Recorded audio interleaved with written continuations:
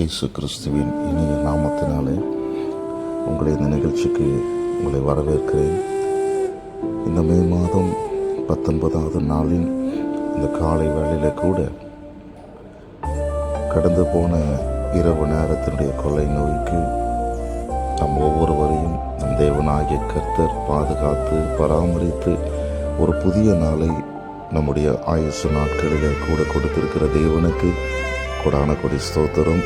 விசேஷமாக இந்த மே மாதம் 19வது நாளில் இந்த செவ்வாய்க்கிழமையின் இந்த காலை வேளையில் நம் தேவனாகிய கர்த்தர் கொடுத்திருக்கிற வேத வசனம் பரிசுத்த வேதாகமத்தில் இருந்து என் சமூகம் உனக்கு முன்பாக செல்லும் என்று சொல்லி யாத்திராகமம் 33ஆம் அதிகாரம் 14வது வசனத்தின் வெளிப்பாடு கர்த்தர் தாமே இந்த நாளில் இந்த வசனத்தின் வழியால் இதை கேட்கிற ஒவ்வொரு விசுவாசிகளையும் ஒவ்வொரு வாலிபர்களையும் சிறு பிள்ளைகளையும் வயது முதிர்ந்தோரோ சிறு பிள்ளைகளோ யாராக இருந்தாலும் என் தேவனாகிய கர்த்தர் இதை கேட்கக்கூடிய ஒவ்வொரு சகோதர சகோதரிகளை ஆசீர்வதிப்பாராக.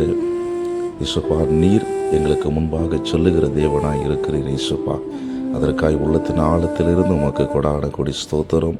விசேஷமாக நீர் எங்களுக்கு முன்பாக சென்று எங்கள் பாதையை ஆயத்தப்படுத்துகிற தேவனாய் இருக்கிறீர். எங்களுடைய வாழ்க்கை பயணத்தில் உள்ள தடைகளை நீக்கி நீர் எங்களுக்கு துணையாய் நிற்கிறீர். நீர் ஒருபோதும் எங்களை கைவிடுகிற தேவன் அல்ல. நாங்கள் தொழுது கொள்ளுகிற தேவன். எப்போதும் எங்களுடைய இருதயத்திலும் எங்களுடைய சிந்தனைகளிலும் நாங்கள் கையிட்டு செய்யக்கூடிய காரியங்கள் இந்த நாளில் எங்களுடைய தேவைகள் என்னதென்று உமக்கு தெரியும். இயேசுப்பா, உம்முடைய சித்தம் எதுவோ அதன்படி நீர் எங்களை வழி நடத்துங்க. பொல்லாத சத்துருவின் கிரியைகளுக்கு எங்களை விளக்கி இந்த நாளிலே கையிட்டு செய்யக்கூடிய காரியங்கள், நீர் கொடுக்கக்கூடிய வேலை ஸ்தலங்கள், எங்களுடைய போக்கிலும் வரத்திலும் உம்முடைய சமூகத்தை எங்களுக்கு முன்னும் பின்னமாய் உம்முடைய தூதர்களை கொண்டு எங்களை வேறடித்து பாதுகாத்து கொள்ளுங்கள். இதை கேட்கக்கூடிய ஒவ்வொரு பிள்ளைகள் மேலே உங்களுடைய பரிசுத்த ஆவி ஊற்றப்படட்டும். இந்த கடைசி காலத்தில் ஆண்டவரே, உலகத்தில் இருக்கிற மனிதர்கள் ஆண்டவரே எங்களுக்கு பெரியவர்கள் அல்ல.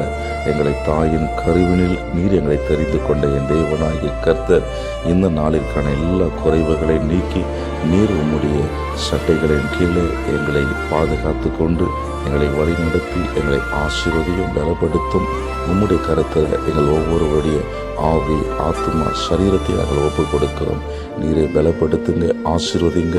ஒரு புதிய நாளை காணவும் அந்த நாளிலே உம்முடைய வார்த்தைகளை கேட்க எங்களை ஆயத்தப்படுத்தும். கர்த்தர் தாமே எங்கள் ஒவ்வொருவரையும் ஆசீர்வதித்து பலப்படுத்தி காப்பாராக. ஆமென்.